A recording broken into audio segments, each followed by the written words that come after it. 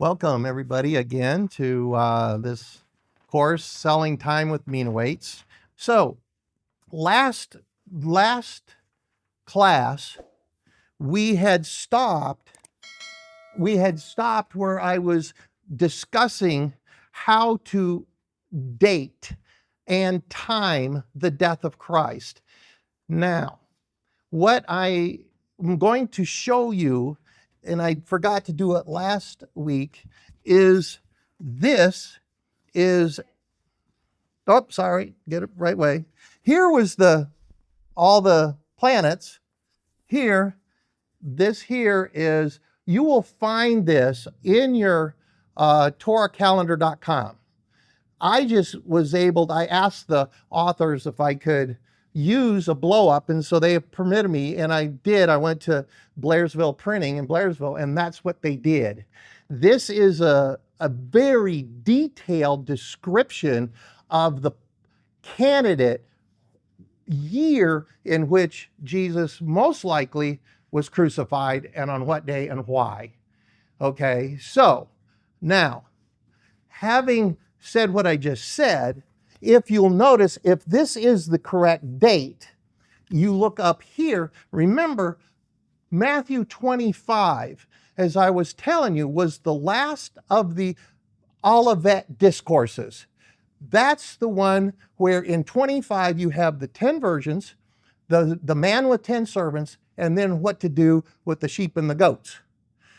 And when you go to chapter 26, what do you find? When Jesus had finished this discourse, Matthew 25, he said to his disciples, you know that the Passover is coming in 2 days, and the Son of Man is betrayed and handed over for crucifixion. 2 days. Well, if this is true, which with all the other criteria that we were talking about, then this discourse was on March 22nd. That's when he's talking. I can date Matthew 25 to the day and when it was, using all this criteria. Do you follow me? If it says right there, it's going to be this day right there. Anyway, I'm going to put this over where you all can take a look at it and take pictures, do whatever, take a look, check it out. It's real detailed. Okay, now, I also need to clear up a little bit of confusion of before. On that first day, I had said, and you probably didn't pick it up, when I had sold the contract, and I had said that the commissions, I misspoke. It's not $66. That's crazy. It was 66 cents. But on the video, I've seen the video of what I said, and when I saw that, I go, that's not right. I should have said 66 cents for one contract. That's a commit, not $66. To do $66, you're doing 10 to 20 to 30 contracts to get it up that high. Anyway, the other thing I wanted to make a correction is that the Union County gun range, I had said it was Union County Gun Club. Well, we were a club. For 6 years, we were a club. And it was us that was getting the property. It was us that we were trying to get this established. Well, the government took it over, and then they changed it to Union County Gun Range. I'm sure some of you know about it, maybe not. But anyway, that was a little thing I needed to get cleaned up. So now, I also am taking the suggestion of my videographer, David Pouchon, and if he wants to just come up, just so you can see who he is, he's recording this, and I intend to put this online, what you were getting. And so he just see who is. He lives down in Alpharetta, and he's been so kind to be working with us, and I'm happy with his input, or any of you, if you have input on what would make this course better. This is my first rodeo, folks. This is raw. Everything you get you are seeing it firsthand. I am presenting this material. This is the world premiere of what you are hearing. And so he's been helpful, and I thank you. Thank you. Appreciate So it. Yeah. anyway, if you need video, any video of anything, there's your man. Okay, so taking his suggestion, he said, well, you should probably give an overview of your days.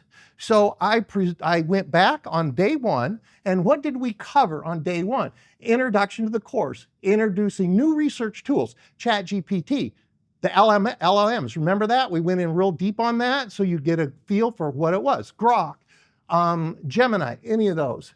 We discussed them. We discussed about wealth. Moses, King David, remember? Moses, King David, and also Aristotle. And then regarding time, remember the 10 virgins. And then we went and I took you through the event of going up on top of this mountain. Remember that? Okay. And then establishing the date of time of Jesus' birth with Virgo, and you all got to see that at the planetarium. Remember that you're there? Okay, well, let's go one more. Last week, I introduced you to the stock market. We discussed the different financial instruments like bank CDs, there's many of them, and you can remember that, what these benchmarks are, what kind of account. Like you have Charles Schwab, Robinhood, all the different ones. What? Tasty Trade. Tasty Trade, there you go. Whichever you have, it's your choice. Fidelity is another one we talked about. Then we went through and tried to establish the candidate year in which Jesus would have been crucified using the other tool you'll find there at TorahCalendar.com. It's called the Creation Calendar, and I added the word calculator. And we're gonna clean that up. I'm gonna get some slides on that. Anyway, and then we did the first story, Matthew 25, the talents, okay? And now, here's today. We're gonna do a quick review of the lunar calendar. We're gonna do a review of talent history, tell a new story.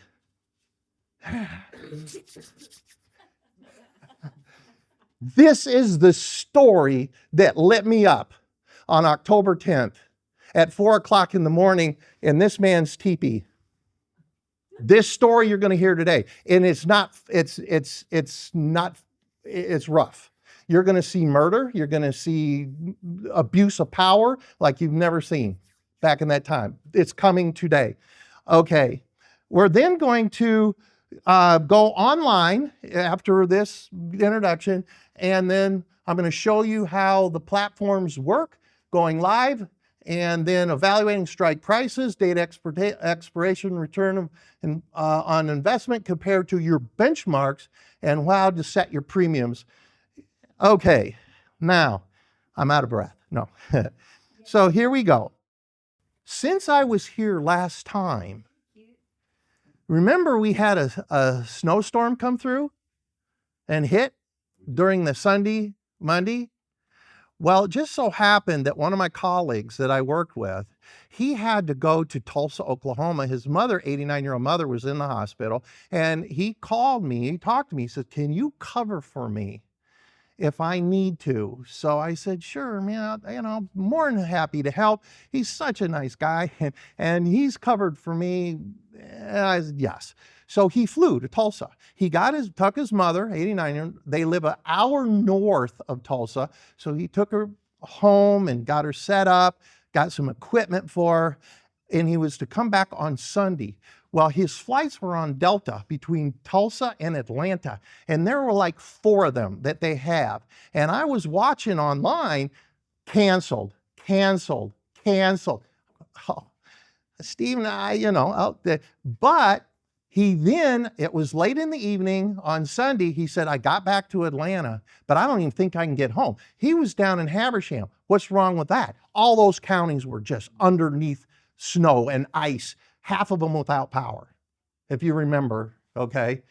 And I said, okay, I'll take your shift. Well, so I came out of retirement. I went and I worked Monday, the 26th. And on the screen is what I showed you on the first day. Remember the tools of the trade? Well, since I left on Christmas, the tools of the trade is now that. Much better. Look at that.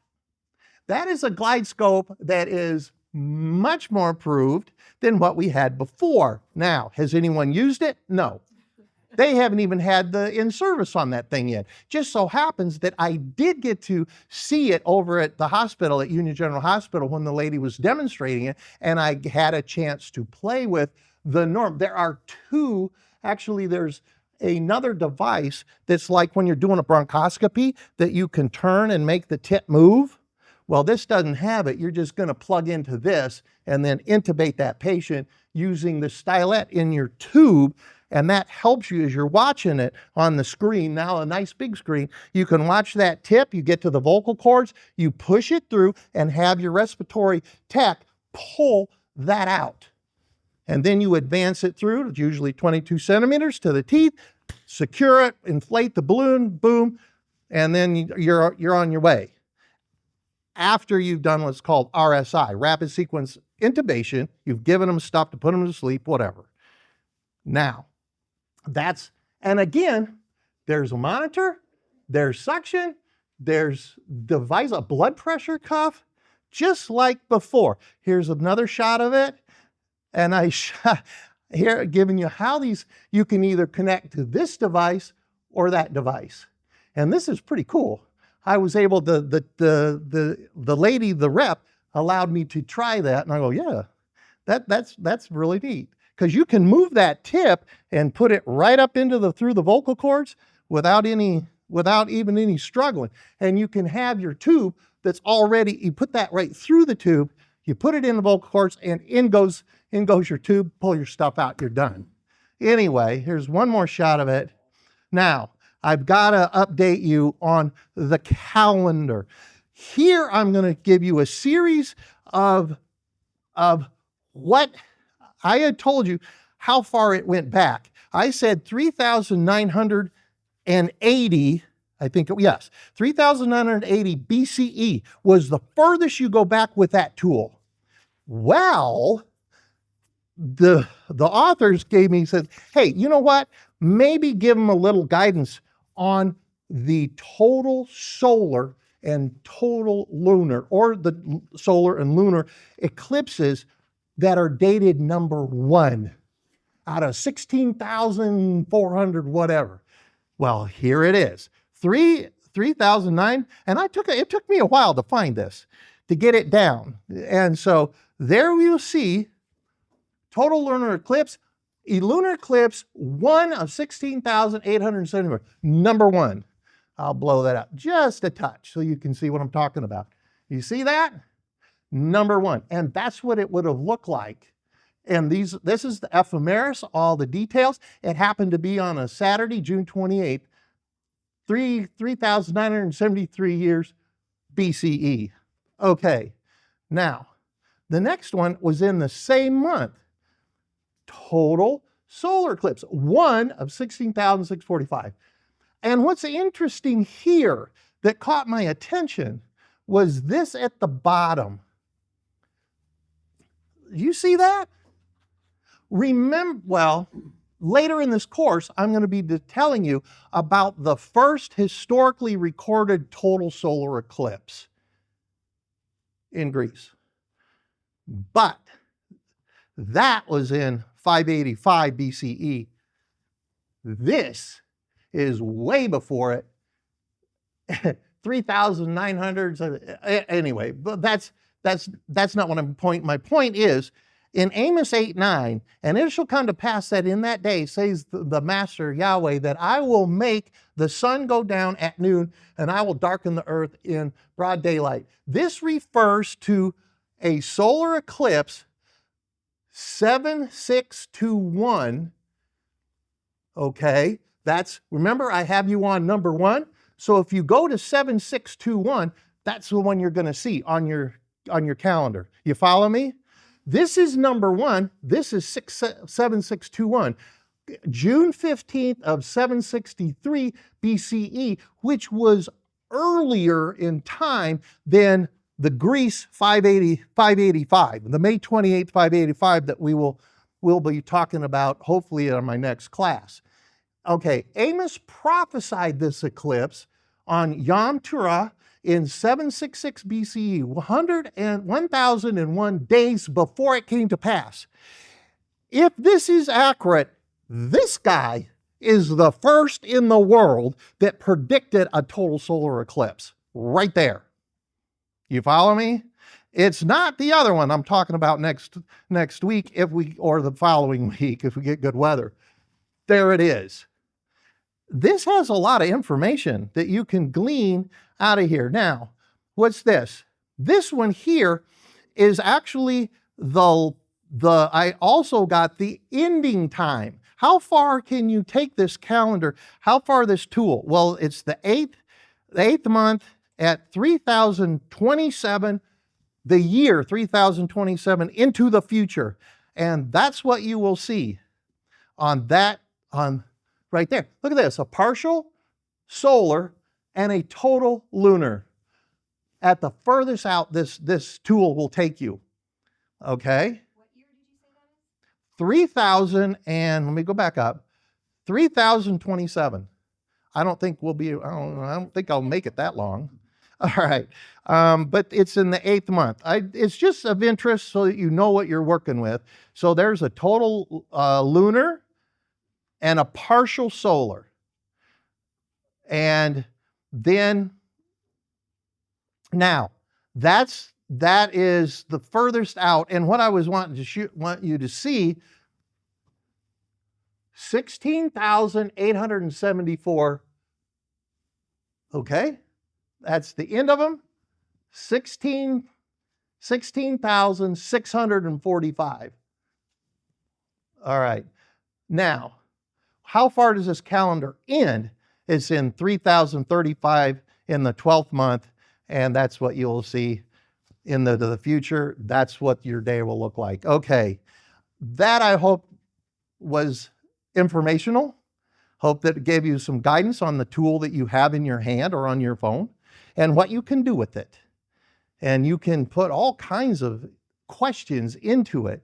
All right, now, the other thing is when we finished, I was talking about the man that had 3 servants giving the first servant 5 talents. Remember that? Yes. Second one, 2, and the first guy, the idiot, stuck it in the ground. Which, if I can have time, I will show you Jewish law that is very fascinating. I just can't talk about it today. You will want to hear that about what is happening in the stories that we're going to cover. Well, when I first did this, it was the gold for a talent was $4 million. Then it went to 5 million. Then we talked about here it was the 2, 5 talents, $21 million. That first servant, okay? And so now I'm just going to go a little bit an overview of all of the Greek and historical wording, which we will use in this class. I'm using the word mina, but let's find out. So what do we have? One Attic, meaning Athens, A-T-T-I-C, is a word for Athens, and they usually have an owl, and you'll see this. It's an owl on these weights. One Attic gold, 34 kilos, almost anyway. Remember when I had the water sitting here? The 2 things? That's it. I had to take out like 12 of them to get exactly 34 kilos or that much of poundage. For a silver, less, 6,000 Attic drachmas is 1 silver talent. Here's the key right here. 100 Attic drachmas equals 1 mina. To count. And we're going to bring up Daniel 5, 28 to 28. So what does a drachma mean? The drachma is a handful. It means a handful, a grasp, 6 oval spits. And I will show you, I have Alexander the Great in my bag, 2,200-year-old in my bag right now. An absolute authentic Alexander the Great drachma. You can show us? And it cost me $265 to get it. We'll use that maybe as far as the basis of what each drachma or stock price will be to get 100 to then develop a mina, which you can then develop a contract against, either a covered call or cash secured put. Well, cash secured put is more, you have the cash. But for a mina covered call, you will need 100 or 26,500 of those to get one contract that you, anyway. So in this class, I'll be using the Attic Athens weights and coinage names from 300 BCE, Alexander the Great. By the completion of this course, you'll understand what I'm talking about. You don't have to say minas for everything. But then there's a little quick overview. Hebrew Bible. It is recorded that gold used in the work of the sanctuary tabernacle where the Ark of the Covenant. You remember the covenant with the angels and the things out there? Well, that weighed 29 talents, 730 shekels, and silver 100 talents and 1,775 shekels. 1 talent equals 3,000 shekels. The enormous wealth of King Solomon is described as receiving 666 golden talents a year. That dude was rich, very rich. And then so anyway, lower down, going through this quickly, talents also mentioned in connection with other metals, ivory, frankincense, in Homer's poems. It is always used of gold and is thought to have been quite a small weight of about 8.5 grams or 0.30 ounces, approximately the same as the latter gold stater coin or Persian daric. In later times in Greece, it represented a much larger weight, approximately 3,000 times as much. An Attic talent was approximately 26 kilos. The word also came to be used as the equivalent of the Middle Eastern kakaru or kakar. A Babylonian talent was around 30.2 kilograms. I'm trying to give you an idea that what we're talking about in Matthew 25 are heavy weights, not about a talent show. Okay? Jesus was talking here about heavy weights, very high, precious weights. Okay? And anyway, so you can read this. The Roman talent was 100 libra pounds. The Egyptian, 80 libra. The Attic was equivalent to 60 mina with 100 drachma, which then you have 6,000 drachma. So you can see the exchange is for 60 mina, it's going to be 6,000 drachma because there's 100 drachma per mina. And then as you see on here, there's more. This Frederick Holch, they did an estimation, DeWalt did an estimation, and Attic talent of silver, nine man-years of skilled work, according to the known wage rates at 377 BC. So, in 415 BC, an Attic talent was a month's pay for a trireme, I'm not sure if I'm saying that right, crew. Hellenistic mercenaries were commonly paid 1 drachma per day of military service. And to try to finish this up, I'm asking ChatGPT. As you can see, a Greek talent, 26 kilos. That's not portable as a single coin. It would be measured out in ingots, bars, or large vessels. For everyday use, the Greeks minted drachmas and staters in silver or gold, but the talent was a bulk measurement, a large cast ingot or a collection of smaller bars and coins. This was in Athens, the accounts might record tribute or payments as talents of silver, meaning huge sums, sometimes stored in amphorae or treasure vaults, and you'll get a picture of amphorae in a little bit. So The Romans didn't actually use a talent as a coin. It was an ancient unit of weight used earlier by the Greeks in the Eastern Mediterranean. Romans used the aureus for gold, denarius for silver, not talents. And then it's, in essence, it's a large weight of metal. And finishing this up, you could see them where they take a talent of gold, be about 4,200 gold auri all stacked together, and a lot of coins. So here is an AI presentation of what possibly would have seen it. Here's another one. I asked Siri, what's the weight of gold in pounds? 50 to 80, 22 to 36 kilos. And like I said, the standard seems to be 34 kilograms per talent, either for gold. Here it is. This is a Sumerian tablet with measurement. And it's a weight, a unit of weight. And here's a close-up. All right. So this talent, if you were given 5 of these in gold, and that's what you were used to, you had to trade with those. And the first servant, he took his 5 million per and got it to 25 million. The second guy, like I said, he was at 10 million and went to 20 million.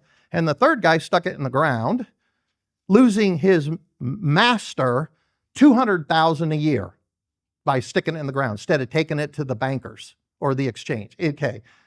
Anyway, here's another picture. Same thing, going through it. Round loaf. There's your amphora. Those are jars specifically designed, a tall ancient Greek or Roman jar with 2 handles and a narrow neck. And the same type of thing. Attic talent. And here's some more AI. I am the servant that was given 30,000 bags of seed to trade, and I increased them to 60,000 bags of seed. Each bag of seed is worth 1 drachma, and 100 bags of seed is worth 1 mina. 6,000 bags of seed is worth 1 talent, which is equal to 6,000 drachmas. When my master returned home, I used the 60,000 bags of seed that I now had in exchange for 10 silver talents to give back to him. Now, I took this picture at United Community Bank just a few days ago, and because in the story it talks about this hard master getting seed where he did not plant, strawing where he didn't straw. And I'm going, oh, okay. And I asked the gentleman on this, can I take a picture of that? He said, yeah, and so I did. I didn't ask him how much that cost, but let's find out. Do you know what my master did with the 60,000 bags of seed? He took those bags of seed and bought 60,000 rolls of straw that he didn't straw. Go figure. He told me that on his return trip he saw rolls of straw at more than double the price in several cities. We are now going to prepare a large caravan carrying those rolls of straw to those cities. 1 large bale of straw is $60, and we will sell them for $160. Where did that come from? Well, I Googled it, or I did a grok on it, actually. Based on available listings right now in the Southeast, large rounds bales generally run 60 to 100. And if you look down, the national average for large round bales, including hay or straw, fall in the 60 to 160 range. Wheat, straw tends to be lower due to its non-feed use. So in Georgia specifically, suppliers like Irwin Farm offer bulk wheat straw anyway. So I used that criteria in my, as you saw. 1 large bale of straw is $60, and we will sell them for $160. Now, My smart heart master will easily double his money and then double his talents again before this is over. on the other hand, the third servant, Here is your silver talent. I buried it in the ground because I was afraid of trading and losing it. You are lazy. Why didn't you trade with it or put it in the bank so I would get it back with interest? I knew you are a hard man. reaping where you did not sow, and gathering where you have not strawed. Let me play. I knew you are a hard man, reaping where you did not sow, and gathering where you have not strawed. Jesus always discussed his truth, relating ideas and events the people could relate to.